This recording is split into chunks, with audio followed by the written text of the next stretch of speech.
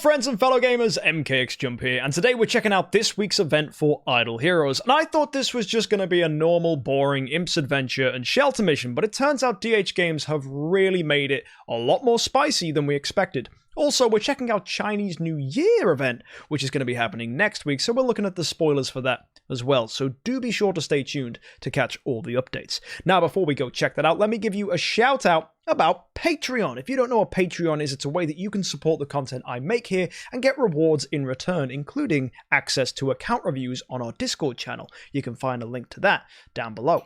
Patreon is a way that you can pledge and help support the content I make, and it's just a fantastic way to say thank you to the stream. I want to give a shout out to Say What, Gabe, and Lasse Poulsen, who decided to back me on Patreon this week, and if you want to be like those guys, you can find a link for Patreon up there in the top corner. Anyway, folks, enough about Patreon. Let's go check out this week's event for Idle Heroes.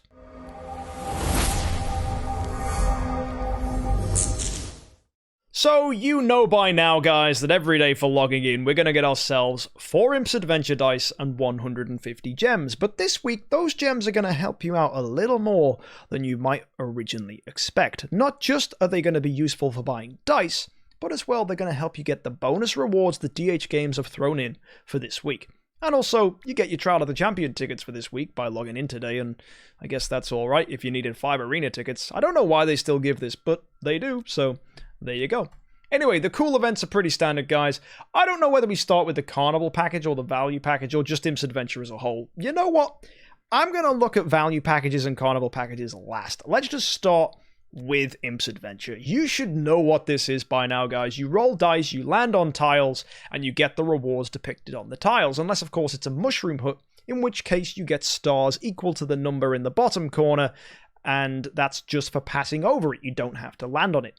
But when you do land on a tile, it levels up from level 1 to 2, and therefore gives better rewards. And including the mushrooms, they give better rewards too. A level 1 mushroom gives 3, but a level 2 gives 4, and a level 3 is going to give you 5 stars. And those stars are important because you can use them to get the rewards here. So if you get 80, you're getting heroic scrolls, 110 is going to get you elite hero shards, 140 is going to get you a skin chest, and if you haven't seen, Eloise is now available in skin chests, so if you haven't already picked up your Eloise skin as a free-to-play player, you can do it here in Imps Adventure.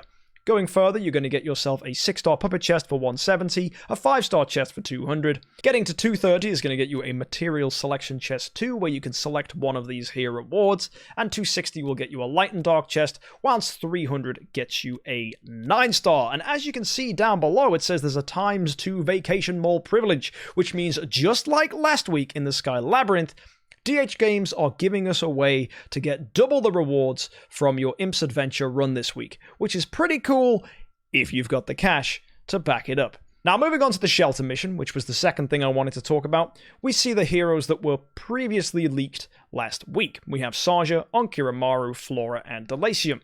The way you get these heroes is simple. You put in a 5-star from their respective faction, along with 4 4-stars that fit the criteria. For Saja, you're going to need a 4-star assassin from the Fortress faction, which will be Roy. For Onkiramaru, you're going to need to get warriors from the Shadow faction. That's going to be Bone General, Nightmare Knight, and I think Grumpy Corpse as well as a warrior. It shouldn't be too hard to pick up Shadow Warriors. For Flora, you're going to need to get yourself a Windwalker, and you're probably wondering, where the heck are my materials? I did recently do a load of fusioning, so I don't have that many 4-stars right now. Not pulled anyway. I have loads of shards, though. Don't worry about that. And finally, there's Delacium, who's going to need mages from the Abyss faction. That'll be Illyria and Destroyer.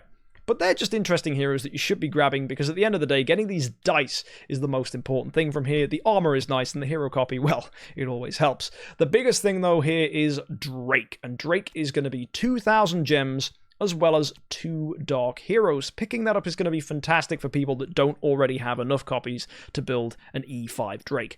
So a lot of newer players, a lot of people who haven't quite yet got the copies for their Drake will really appreciate this, and I love that, because it's really going to help out a lot of you guys out there. And that is where the normal things for this event ends. Next, we have the Wintertime Mall and the Vacation Mall, 2 brand new things that we're going to check out. The Wintertime Mall is a way that you can cash in 5 million gold to get basic rewards, which will be just wood and stones and all that stuff here, iron ingots, basically your normal Celestial Island materials.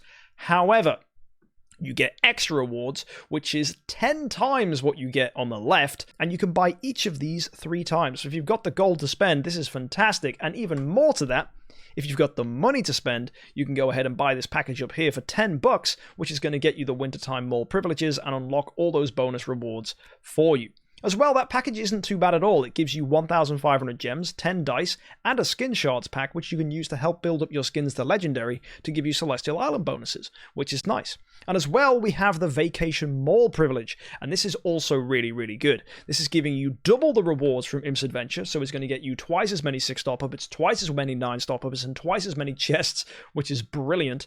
And as well, it's getting you 5,000 gems, 35 dice, which are going to make it even easier to pick up those Imps Adventure rewards. And finally, of course, the Vacation Mall privilege. And the Vacation Mall is going to absolutely destroy your gems, but wow, is this amazing, because star spawns are the hardest thing to upgrade in this game. And I said this last week. In fact, I wouldn't be surprised if DHGames watched my video from last week, where I said that at the end of the day, artifact chests are great and all, but the thing we really need is Celestial Island materials and ways to upgrade our star spawns, because upgrading star spawns is really, really hard.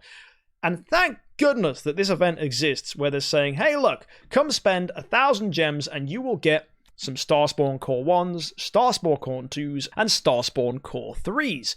But in addition, if you go ahead and spend the $50 needed for that package down there, you can also grab Starspawn Core 4s, 5, and 6. And that's 1,000 gems to get the amount of Starspawn Cores you see here. And you can do that up to 3 times. So it's 3,000 gems for each one. And as you can see, we've got 6 different things we can buy here, because it's not just Starspawn Cores. You can also get yourself some fine wood, some hard rocks, and some Master's toolboxes, things that are normally quite tricky to get your hands on. So all in all, you would need to spend 18,000 gems to totally buy all this out, but I do think it's pretty worth it. But the one thing people are worried about is whether they're going to need their gems for the Chinese New Year event. So that's just something worth bearing in mind.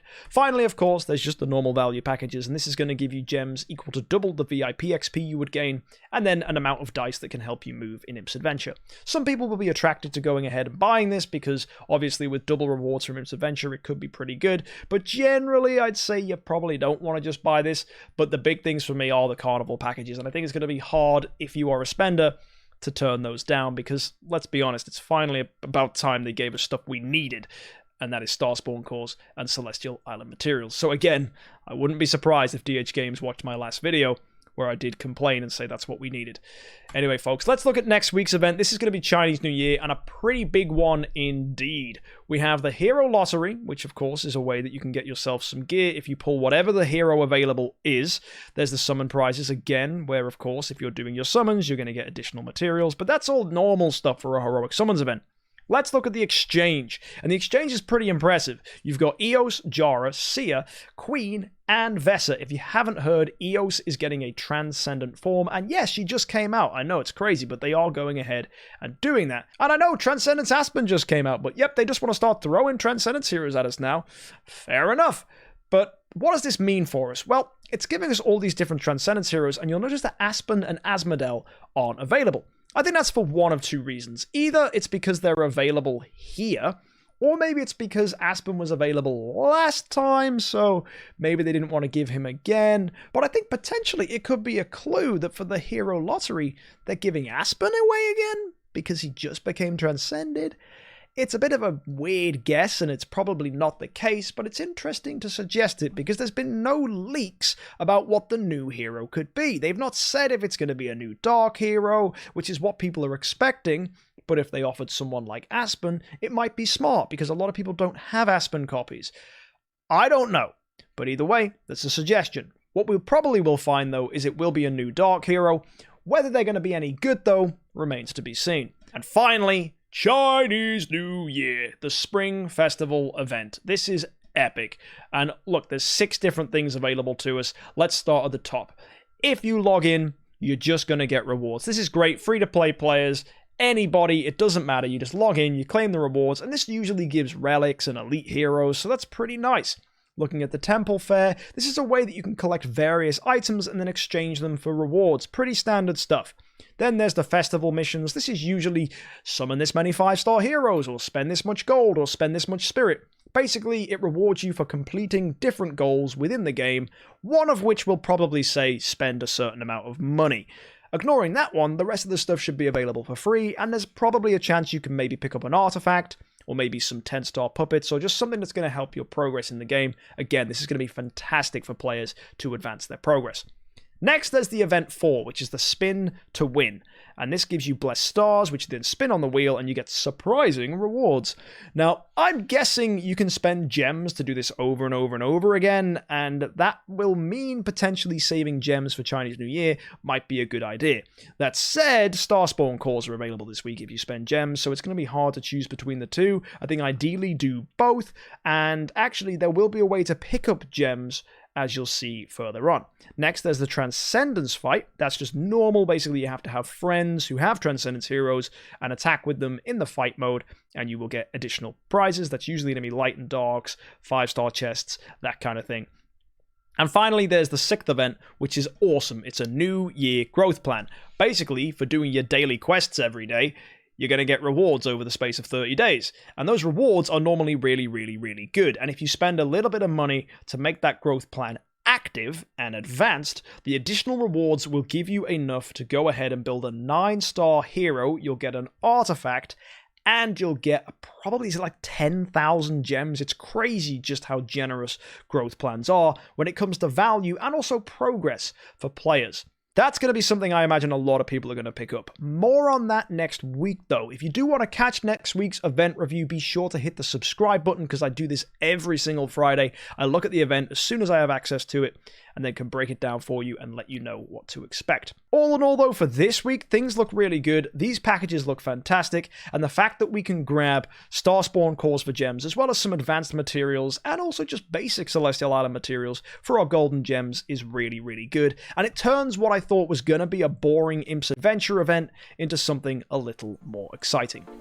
I'm curious what you guys think down below in the comments section. Let me know, and I can't wait to see you guys in future videos, and don't forget to hit that subscribe button. Until next time, have a fantastic week. I hope you enjoyed this event, and happy idling.